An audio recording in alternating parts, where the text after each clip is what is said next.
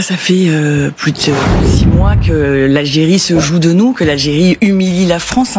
Elle ne cesse de nous renvoyer à l'expéditeur ces ressortissants qui sont pourtant sous le coup d'une obligation de quitter le territoire français. On peut repartir sur le drame de Mulhouse où l'assaillant...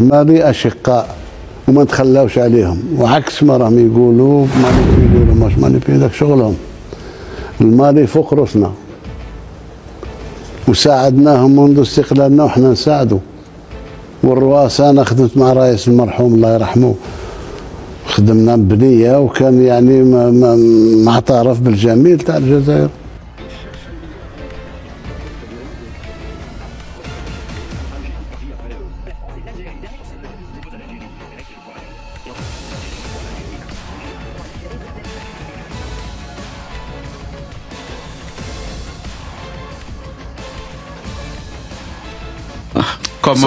Comment la France a perdu le Sahel? Tout à fait, comment la France a perdu le Sahel en une du journal Le Monde.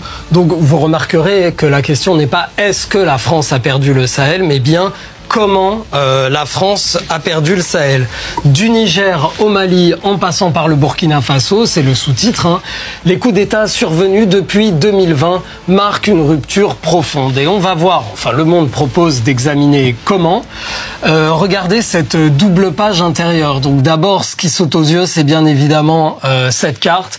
Et il faut le dire, elle est très complète puisque Le Monde nous montre à la fois donc ce qui furent les colonies françaises en Afrique de l'Ouest en bleu, la zone du franc CFA avec le trait un petit peu épais toujours en bleu, le Sahel lui-même qui est cette bande de terre qui va jusqu'en Érythrée et qui délimite, si vous voulez, le Sahara au nord et l'Afrique équatoriale au sud. Il y a indiqué où sont les bases françaises militaires, mais aussi les bases militaires chinoises, les bases...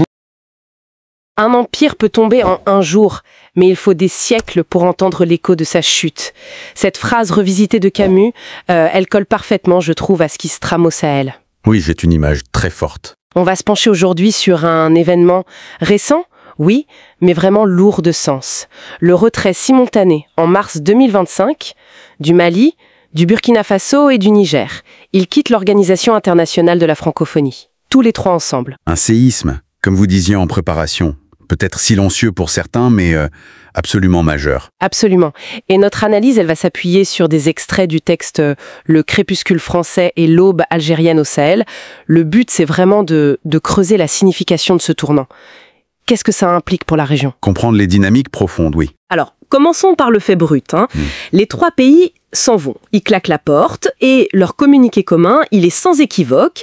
La francophonie ne serait plus un outil de coopération, mais, je cite, un instrument de domination culturelle. C'est direct quand même. Extrêmement direct. Et ça touche un nerf sensible. Pour beaucoup dans ces pays et ailleurs, la francophonie est restée perçue comme le prolongement culturel de la France-Afrique. Cette influence politique un peu déguisée. C'est ça. On pense à Fanon, qui disait que la langue du colonisateur porte aussi sa logique.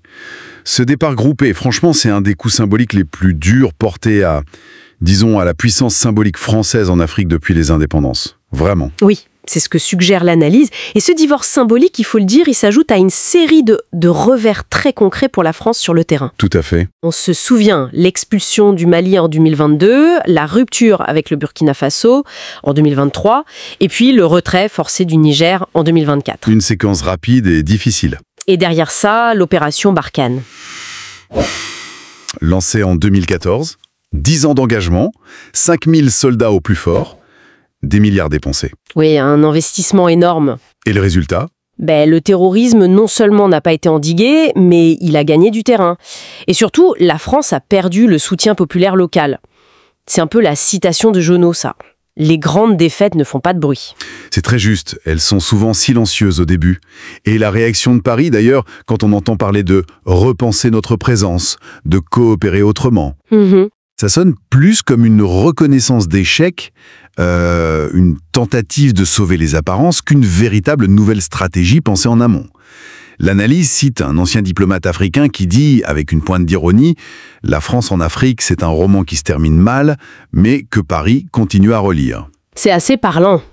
Bon, et ce vide laissé par le retrait français, il est vite occupé, évidemment. D'autres acteurs s'engouffrent. C'est la logique géopolitique. L'analyse mentionne la Russie, qui renforce ses liens sécuritaires, la Turquie, active sur le plan économique et culturel, la Chine, qui continue ses investissements, et puis il y a l'Algérie. Oui, l'Algérie joue une carte intéressante. Alger se positionne, propose la paix, une reconstruction régionale. Le président Tebboune a été clair, le Mali est un pays frère, le dialogue est notre voie.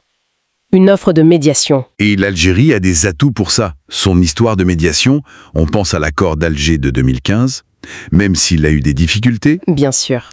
Sa géographie, 1400 km de frontière avec le Mali, c'est énorme. Sa diplomatie est reconnue. Et surtout, elle n'a pas ce passif colonial direct dans ces pays-là, au Sahel. Ce qui facilite le dialogue. Sans doute.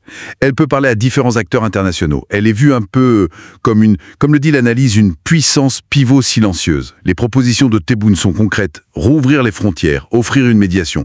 C'est presque une réponse à Fanon, encore lui. Chaque génération doit découvrir sa mission. L'Algérie semble définir la sienne. Alors est-ce qu'on assiste à l'émergence d'un contre-modèle? Cette main tendue de l'Algérie vers l'AES, l'Alliance des États du Sahel? Oui, c'est l'idée. Ça suggère une coopération régionale différente, pensée par les Africains, pour les Africains, sans l'ombre du néocolonialisme. C'est une lecture possible, oui, et assez forte dans l'analyse. Une sorte d'ordre africain autogéré. Et tout ça, il faut le replacer dans un contexte plus global, hein. Le basculement vers un monde multipolaire. Exactement. L'affirmation de ce qu'on appelle le Sud global. Le départ de la francophonie, et c'est un symptôme, parmi d'autres, de cette quête de souveraineté, de cette volonté de choisir ses propres partenaires et sa propre voie. Et là, on en revient au mot très fort d'Aimé Césaire. Oui, absolument. Il disait « Il n'y a pas de colonialisme sans barbarie. Il n'y a que des intérêts. » Ça résonne particulièrement aujourd'hui.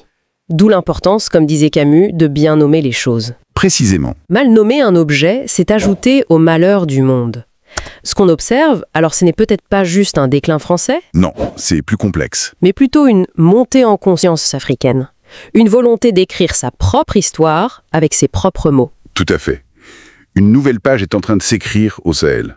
Loin des empires, déchus ou en repli, une page écrite par les acteurs locaux, avec leurs propres défis qui sont immenses, il ne faut pas l'oublier, Bien sûr. et des initiatives régionales, comme celle de l'Algérie, pour reprendre une image du texte, ces mains tendues venues du nord du Sahara, qui n'ont jamais porté chaîne ni fouet. Elles pourraient, oui, dessiner un avenir différent. Mais il faut rester prudent. La route vers la stabilité, vers une souveraineté pleine et entière, elle sera longue, complexe, semée d'embûches internes et externes. La vraie question maintenant, c'est peut-être quelle forme concrète prendront ces nouvelles coopérations et quels obstacles, anciens et nouveaux, devront-elles surmonter? C'est là-dessus, je pense, qu'il faudra garder les yeux ouverts.